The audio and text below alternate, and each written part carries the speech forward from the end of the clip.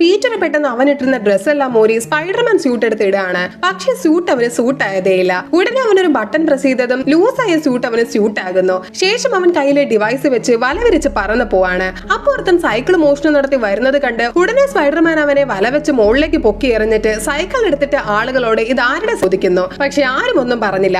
അതുകൊണ്ട് സ്പൈഡർമാൻ സൈക്കിളിൽ ഒരു നോട്ട് എഴുതി വെച്ചിട്ട് അവിടെ നിന്ന് പോവാണ്. അങ്ങനെ അവൻ വലവിരിച്ച് സിറ്റി മുഴുവൻ കറങ്ങി നടക്കുകയാണ്.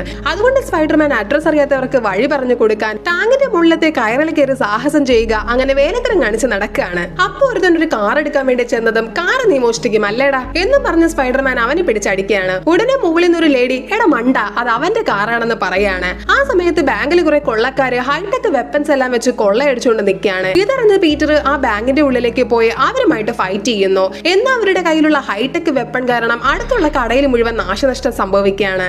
ഭാഗ്യത്തിന് ആ കടയിൽ നിന്ന് പൂച്ചയും ഓണറിനെയും സ്പൈഡർമാൻ ചെന്ന് രക്ഷിക്കുന്നു.